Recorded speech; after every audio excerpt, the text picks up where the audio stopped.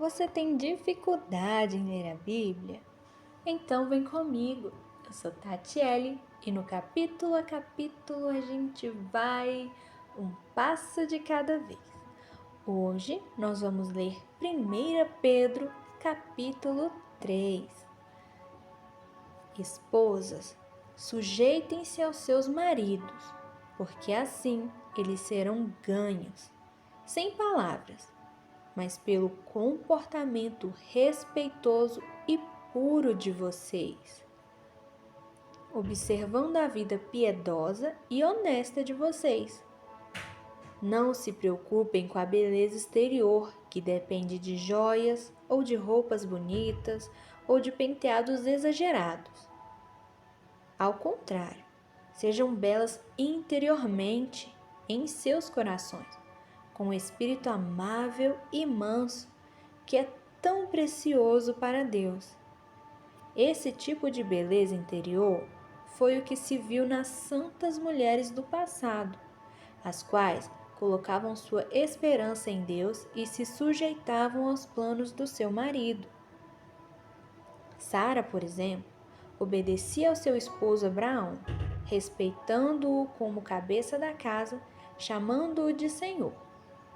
E vocês, se fizerem o mesmo, estarão seguindo os passos dela, como boas filhas e fazendo o bem. Assim, vocês não precisarão ter medo. Vocês, maridos, devem ser cuidadosos com as suas esposas, estando atentos à necessidade delas e respeitando-as como o sexo mais frágil.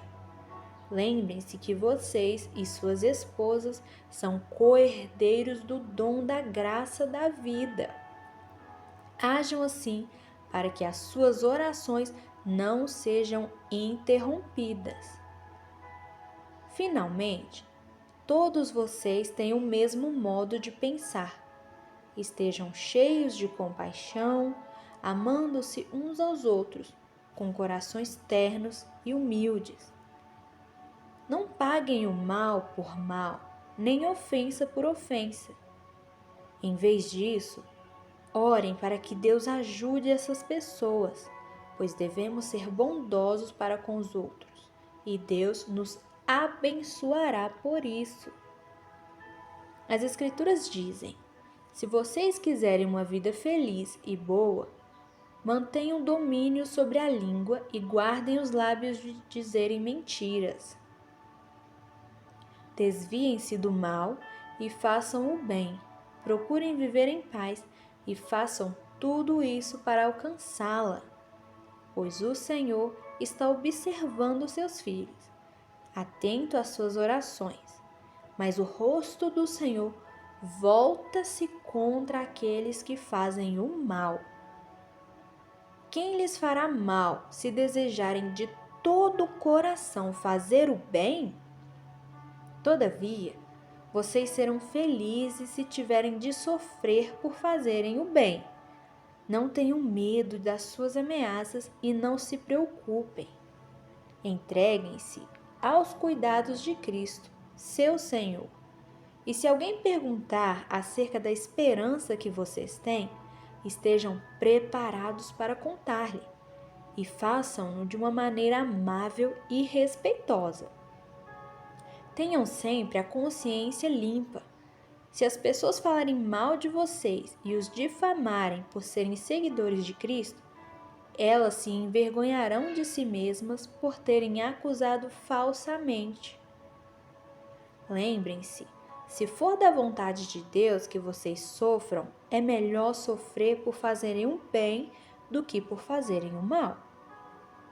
Cristo também sofreu uma vez por toda pelos pecados de todos nós, pecadores culpados, embora ele mesmo fosse inocente de qualquer pecado em qualquer tempo, para que pudesse levar-nos de volta a Deus.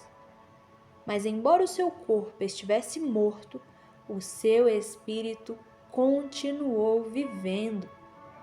E foi no espírito que ele foi e proclamou aos espíritos que agora estão em prisão, os espíritos daqueles que, muito muito tempo atrás, nos dias de Noé, tinham se recusado a ouvir a Deus, embora ele esperasse por eles com toda a paciência enquanto Noé estava construindo a arca.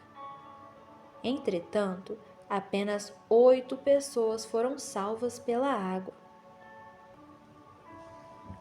Isso, aliás, é o que o batismo retrata para nós. No batismo, mostramos que fomos salvos da morte e da condenação pela ressurreição de Cristo. Não porque nossos corpos são purificados pela lavagem com água, mas porque, ao ser batizados, estamos nos voltando para Deus e pedindo que Ele purifique os nossos corações do pecado. E Cristo foi para o céu, sentado à direita de Deus, com todos os anjos e poderes do céu, curvando-se diante dele e obedecendo-lhe. 1 Pedro, capítulo 3, começa falando sobre sabedoria nos relacionamentos, especialmente no casamento, mostrando que as atitudes falam mais alto que palavras.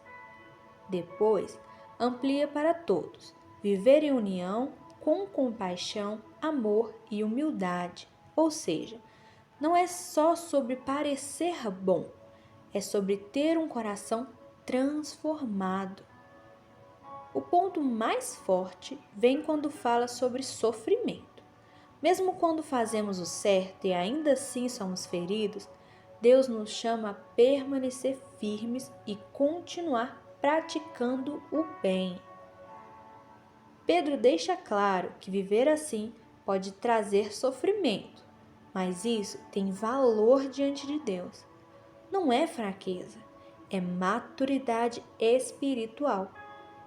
Ele também nos lembra de estar sempre preparados para aplicar a nossa fé, mas com mansidão e respeito, não com arrogância e discussão.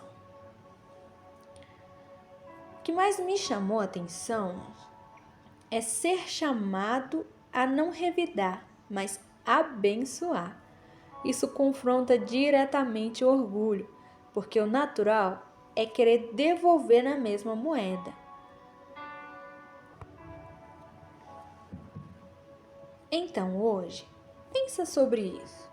Quando sou ferido, minha reação revela mais o meu orgulho ou o caráter de Cristo em mim?